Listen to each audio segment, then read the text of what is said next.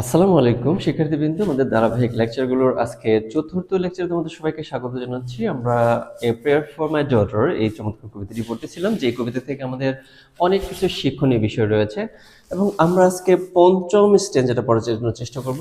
এখন তার আগে আমরা পঞ্চম স্ট্যান্জা পড়ার আগে দেখে আসি যে পঞ্চম স্ট্যান্জা মূলত কি বিষয় নিয়ে আলোচনা করার চেষ্টা করা হয়েছে। আমরা যদি এখানে লক্ষ্য করে দেখি যে পঞ্চম স্ট্যান্জার মধ্যে কিন্তু এখানে আলোচনা করার চেষ্টা করা হয়েছে kindness and courtesy over beauty.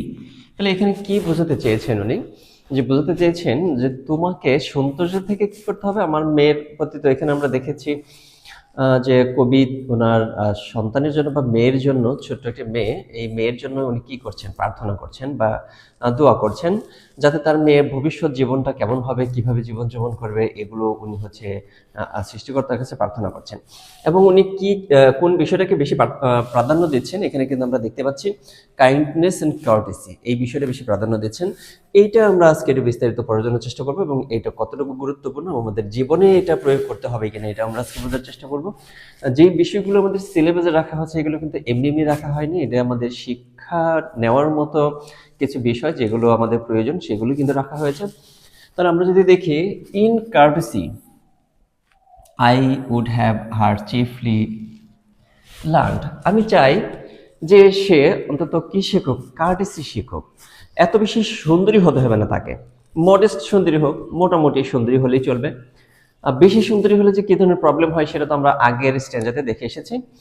এখানে উনি প্রার্থনা করছেন যে ওনার মেয়ে যেন কি হয়, অনেক ভদ্র হয়। এবং ভদ্রতার কারণে কি হয়, ভদ্রতার না হলে কি হয়, এটাও কিন্তু উনি ব্যাখ্যা করার চেষ্টা করেছেন।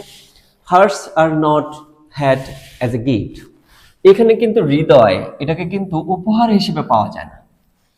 মানে মানুষের মন, মানুষের হৃদয়, মানুষের মানসিকতা এগুলো কিন্তু উপহার হিসেবে পাওয়া যায় না। এগুলো তাহলে কিভাবে পাওয়া যায়? বাট হার্ট আর আর্ন, এই যে মানুষের হৃদয়কে, মানুষের মানসিকতাকে, এটা কিন্তু অর্জন করতে হয়। এটা পরিবার থেকে হতে পারে, এটা হচ্ছে শিক্ষা প্রতিষ্ঠান থেকে হতে পারে, এটা নিজে মাধ্যমে হতে পারে, এটা কিন্তু অর্জন করে নিতে হয়। তাহলে গুরুত্বপূর্ণ একটা বিষয় কিন্তু দেখলাম, মানুষের মানসিকতা কিন্তু এগুলো জন্মসূত্রে সে পায় না, তাকে গিফট হিসেবে কেউ দিতে পারে না। তাহলে কিভাবে হয়? এটা অর্জন করে নিতে হয়, এটা আমাদের শিখতে হয়। এই জন্য আমাদেরকে তো কার্টেসি শিখি, আমরা কার্টেসি শেখানো হয়। আচ্ছা, এরপরে দেখি by those that are not entirely beautiful. আমি কিন্তু এরকম অনেককে দেখেছি যারা একদমই কিন্তু সুন্দরী ছিল না, কিন্তু তারা কিন্তু জীবনে অনেক ভালোভাবে জীবনযাপন করেছে এবং একই সাথে তারা হচ্ছে সফল হয়েছে, সুখী হয়েছে। তাহলে by those that are not entirely beautiful, অনেককে দেখেছি কিন্তু তারা কিন্তু একদম পূর্ণাঙ্গ কি ছিল না, সুন্দরী ছিল না, কিন্তু তারা কিন্তু সুখী ছিল। এখানে একটা চমৎকার লাইন কিন্তু সংযুক্ত করেছে, yet many that have played the fool. আচ্ছা দেখো, অনেককেই কিন্তু দেখেছি যে এখানে অনেক বোকাকে দেখেছি, অনেক বোকাকে দেখেছি, মূর্খকে দেখেছি যে ফর বিউটি, এই যে কিরকম দেখেছে, তারা সৌন্দর্যের জন্য, কিসের জন্য? সৌন্দর্যের জন্য। Very self has charmed made wise, অনেক বোকাকে দেখেছি যারা সৌন্দর্যের স্পর্শে এসে তারা কিন্তু নিজেরা জ্ঞানী হয়ে গেছে। সৌন্দর্যের স্পর্শে এসে কিন্তু তারা জ্ঞানী হয়ে গেছে, এই ব্যাপারটা কিন্তু উনি বলেছেন।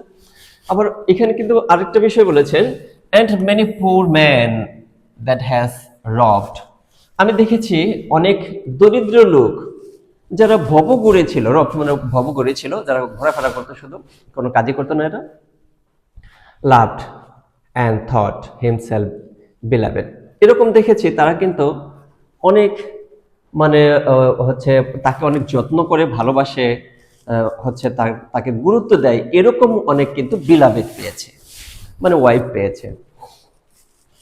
For a great kindness can take his eyes, কারণ এগুলো কিন্তু তার যে মানে যেখানে দেখো দয়া, দয়া তার যে হচ্ছে কাইন্ডনেস, কার্টেসি, এগুলোর জন্য মানুষের চোখ তাকে আকৃষ্ট করেছে, মানুষের চোখ তাকে আকৃষ্ট করেছে। মানুষের ব্যবহারে কিন্তু মানুষের বড় পরিচয়। আমরা যদি ব্যবহারটা ভালো করতে পারি, ব্যবহার যদি শিখতে পারি, তাহলে সেই ক্ষেত্রে আমরা সুন্দর না হলেও আমাদের কিন্তু মানুষ পছন্দ করবে, এটাই স্বাভাবিক, এটাই আমরা দেখে থাকি। আমরা যদি একটু দেখে থাকি এখানে, the point values courtesy, kindness, moral charms over physical beauty. এইখানে আমরা দেখতে পেলাম কবি কিন্তু মানে শারীরিক যে চার্মিং, ফিজিক্যাল যে চার্মিং, মানে দেখলেই তাকে মানে একদম এক নজরে মানে মুগ্ধ হয়ে যায়, এরকম না হয়ে সে চাইছে তার মেয়ে একটু কি হোক, ভদ্র হোক, দয়ালু হোক, নৈতিকভাবে বেড়ে উঠুক, এগুলো তার মধ্যে বেড়ে উঠুক, সৌন্দর্য তার মধ্যে বেড়ে না উঠলেও চলবে। Hearts must be earned not given. যে হৃদয়কে কখনো মানে গিফট হিসেবে দেওয়া যায় না, এটা এটা এটা কি করতে হয়, এটা অর্জন করে নিতে হয়। While beauty can attract attention, it is kindness wisdom create lasting love and respect. সৌন্দর্যের কারণে অল্প কিছু সময়ের জন্য হচ্ছে আকর্ষণ হয়তো পাওয়া যেতে পারে, যে কিছুক্ষণের জন্য তাকে ভালো লাগছে, কিন্তু তার ব্যবহার যদি ভালো না হয়, কার্টেসি যদি না থাকে, ভদ্রতা যদি না থাকে, এই সুন্দর মানুষকে কিন্তু তখন আর সুন্দর মনে হয় না। তখন মনে হয় যে এই সৌন্দর্যের ভিতরে এরকম কুৎসিততা তার কোথায় থেকে আসলো। তাহলে এর মানে বিষয়টা কিন্তু আমরা বুঝতে পারলাম যে সৌন্দর্য থাকাটা জরুরি, বাট সৌন্দর্য থাকাটা এত বেশি জরুরি না যতটা আবার দেখতে পেলাম কার্টেসি থাকলে তার থেকে বেশি সে কি বা অ্যাডভান্টেজ পাবে।